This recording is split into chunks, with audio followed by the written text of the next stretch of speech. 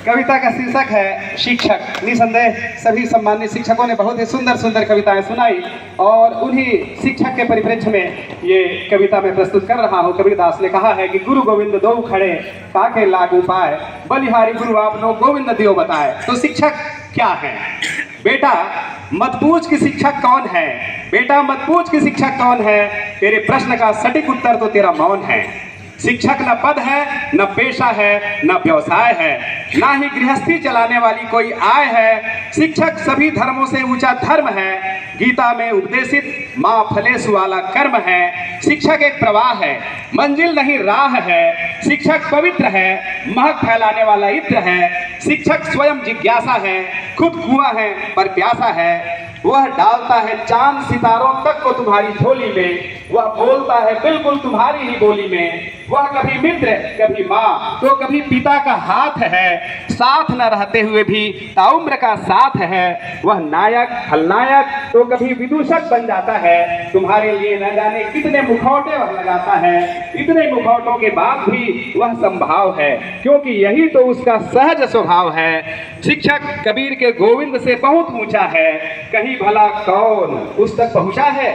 वह न वृक्ष है न पत्तियां हैं न केवल खाद है, वह खाद बनकर हजारों को पनपाता है और खुद मिटकर उन सब में लहराता है। शिक्षक एक विचार है, दर्पण है, संस्कार है। शिक्षक न दीपक है न बाती है न रोशनी है, वह स्निग्ध है, तेल है, क्योंकि उसी पर दीपक का सारा खेल है। तालियां बजाइए एक बार शिक्षकों के लिए। शिक्षक तुम हो, शिक्षक तुम हो, तुम्हारे भीतर की प्रत्येक अभिव्यक्ति है। कैसे कह सकते हो कि वह केवल एक व्यक्ति है?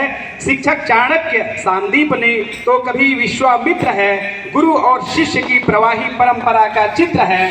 शिक्षक भाषा का मर्म है, अपने शिष्यों के लिए वर्म है, साक्षी और साक्ष्य है, चिर अन्वेषित लक्ष्य है। शिक्षक अनुभूत सत्य है, स्वयं एक तथ्य है। शिक्षक उसर को उर्वरा करने की हिम्मत है, स्व के आहूतियों के द्वारा पर के विकास की कीमत है। वह इंद्रधनुष है जिसमें सभी रंग है, कभी सागर है कभी तरंग है। वह रोज छोटे छोटे सपनों से मिलता है, मानो उसके बहाने स्वयं खिलता है। वह राष्ट्रपति होकर भी पहले शिक्षक होने का गौरव है। वह पुष्प का वाह सौंदर्य नहीं, कभी न पिटने वाली सौरभ है। वह भोजन पकाता है, दूध और फल लाता है, इसके बावजूद अपनी मुख्य भूमिका को बखूबी निभाता है। बदलते परिवेश की आंधियों में अपनी उड़ान को जिंदा रखने वाली पतंग है। अनगढ़ और बिखरे विचारों के दौर में मात्राओं के दायरे में बद्ध है, भावों को अभिव्यक्त करने वाला छंद है। हाँ, अगर ढूंढोगे तो उसमें सैकड़ों कमियां नजर आएंगी, तुम्हारे आसपास जैसे ही कोई सूरत नजर आएगी, लेकिन यकीन मानो जब वह अपनी भूमिका में होता है तब जमीन का होकर भी वह आसमान सा होता है।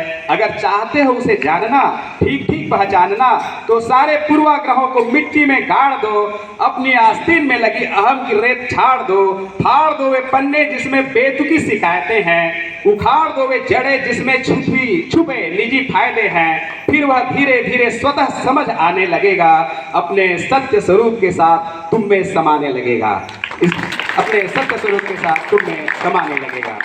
तो ये हमारे समस्त सम्मानित शिक्षकों के सम्मान में ये कविता। और निसंदेह अब रात कुछ ज़्यादा होने जा रही है। अब कार्यक्रम के अंत में हम आशीर्वचन के लिए आमंत्रित करना चाहेंगे संस्था प्रमुख को।